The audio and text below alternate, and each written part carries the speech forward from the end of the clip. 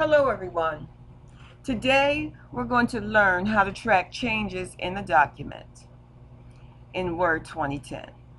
Please open your document and then we're going to go to the Review tab.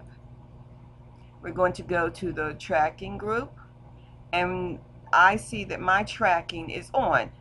I'm going to turn off tracking by clicking it one time.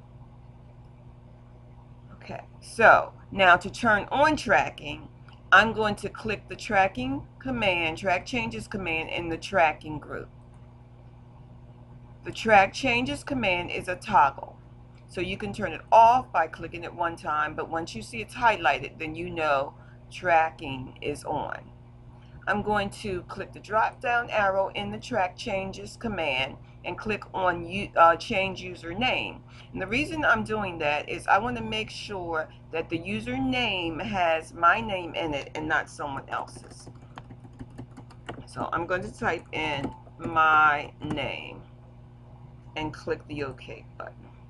Then I'm going to go back to the drop down arrow in the track changes command and I'm going to click on change tracking options. And I want my changes to be double underlined. So in the dialog box, track changes options dialog box, I'm going to go to markups. I'm going to go to insertions. I'm going to go over to the drop down arrow and click on that. And I'm going to click on double underline because I want all my changes to appear with double underline so I can see it. I'm going to go all the way down to balloons.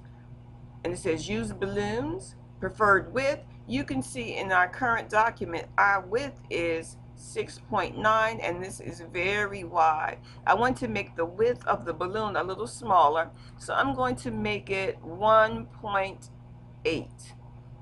So just change it till you get to 1.8. And the balloon is on the right side. I want to make the balloon on the left side. So I'm going to go to margins and I'm clicking on the drop down arrow and I'm going to click on left. And I'm going to click OK. So we can set all those changes and you see we have the balloon now is on the left. Now I have you're in here and I want to put my name there. So I'm going to backspace you're in and put Denise Scott. And you can see my changes are double underlined, just like we said we wanted them. And my balloon is on the left. Okay. If I want to create a balloon for these particular changes, I would go to Show Markup. I would click Balloon, Show Revisions in Balloon. And my revisions would show. Okay.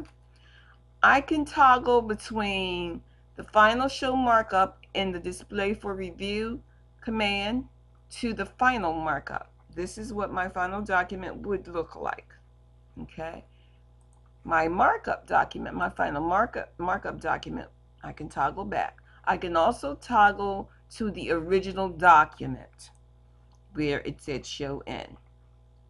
The default is the final show markup. I can accept these changes by clicking in the changes group and then clicking on accept and move next, accept and move to the next, or I can accept all the changes in the document.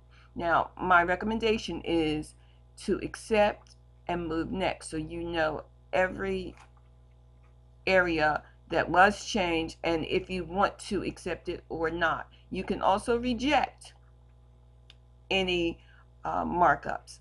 And all you do is go to your changes group, click on the reject command, and you can reject and move next, or you can reject all the changes in the document.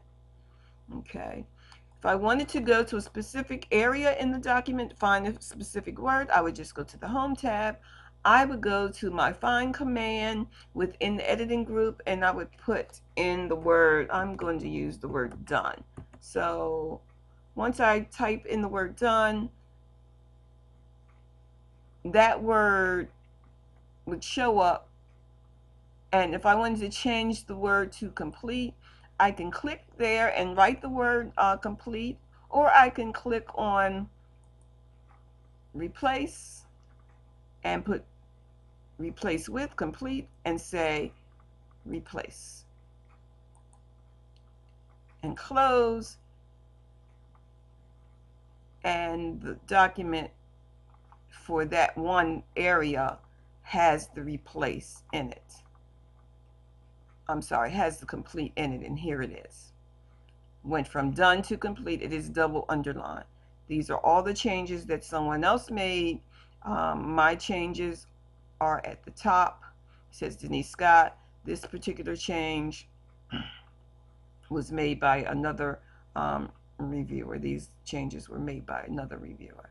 Okay, now just say I want to add a comment in this particular document, and I wanted to add the comment on this particular line. Take notes.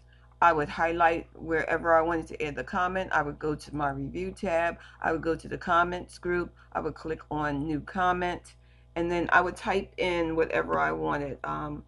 Do we need to make this section bold? And put a question mark, and I can format my comment by selecting it, going to the home tab, and make it in italics if I like. Okay, and then I can click out, and then you can see that my comment is here talking about this particular area. Okay, so I hope this has helped. If you have any questions, please let me know. You can email me. If you have my text, you can text me. Please subscribe. Have a great day.